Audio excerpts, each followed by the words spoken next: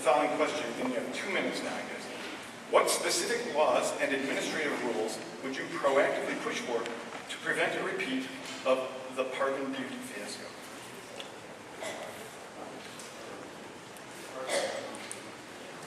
Well, personally, I think there's too many laws. I'm more interested in regulating government than people. Something like Parvin Butte, we need to gather our resources. There's no question about that. But we need to manage it in such a way that we're not destroying our environment or ruining our rapport with the people who live in the areas. I was envisioning that anyone who was being disturbed by, say, the entire community of Lowell could be compensated from the company for every truck that comes out of there. A certain percentage would come back into the community, to the Chamber of Commerce, so that they can take these funds and use them as cleanup, renovation, whatever they're going to do in their community. I don't think we need more laws. We spend so much time regulating and money spent regulating ourselves.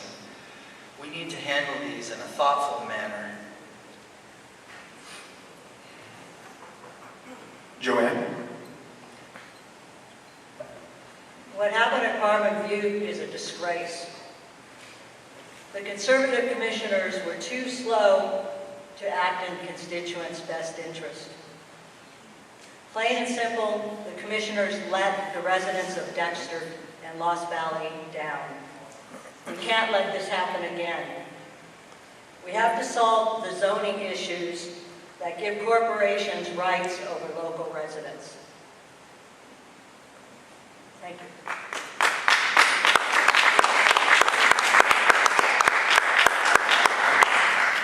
Faye? Thank you. Parvin Butte, as most know, has been a very difficult challenge. First and foremost, we have enacted in, I believe, 1974-75 with Senate Bill 100.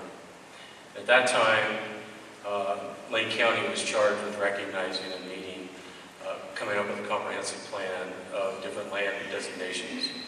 And when Lane County did that back in 84-85 and submitted their comprehensive plan, Parvin Butte was recognized as a Goal 5 resource. And as a Goal 5 resource, it was protected for its use.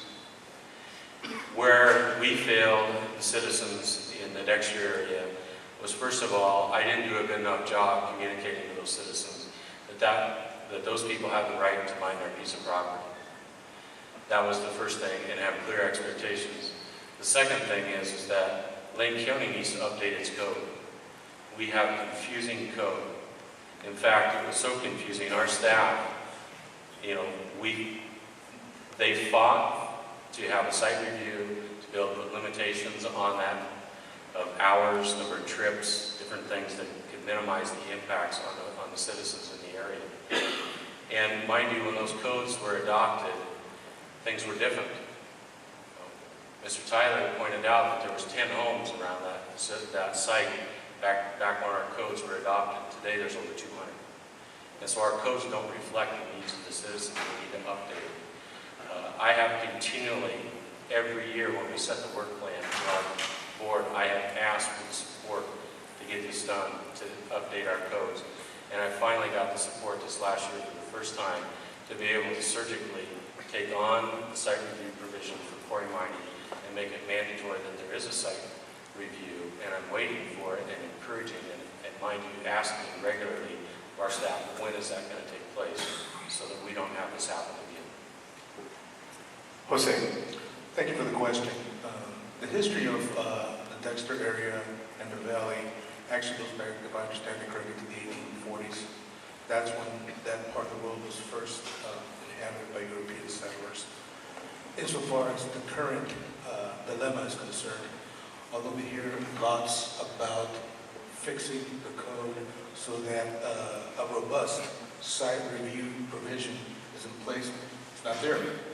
Hasn't been there. It was very ambiguously written, and indeed, in order for some of these issues to have been ameliorated, while the county went through the process in terms of LUBA, one thing that could have been done is actually some outreach. So, for example, there was a meeting that was held end of the summer at the fire station where I believe Mr. Demers met with a bunch of the citizens. Nothing came of that. So perhaps while the code gets fixed and while we land with certainty in terms of what it is that defines private property rights versus public interest, we should talk about dust remediation plans. We should talk about a traffic study. We should talk about noise abatement.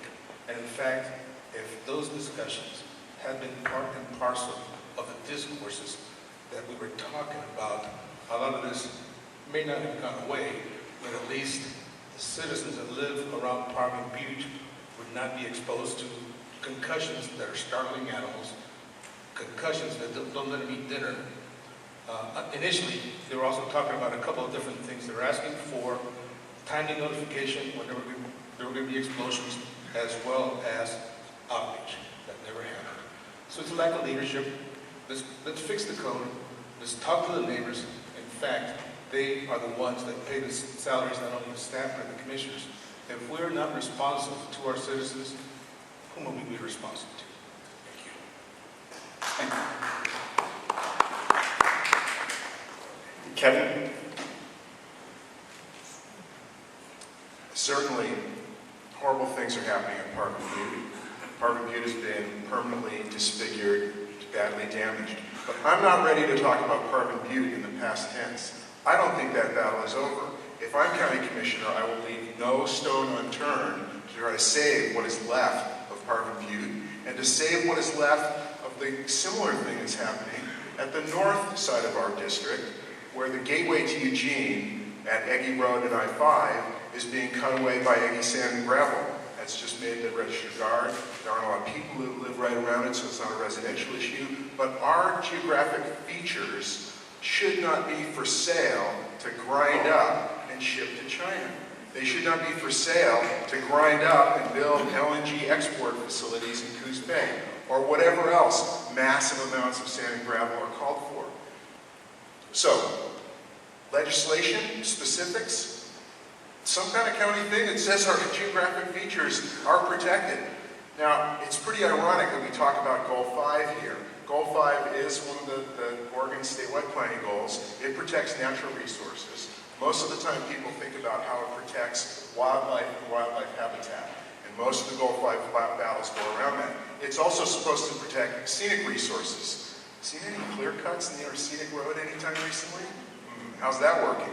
Well, the Lane County Commissioners for Habitat Natural Resources made Goal 5 findings using a safe harbor provision, which once you track through all the loopholes, whining and wiggles, basically says, forget it. For sand and gravel, we have specific plans that provide protection for sand and gravel resources. That needs to be reversed. We need to protect our critical habitat. Yes, we need to do things to support our industrial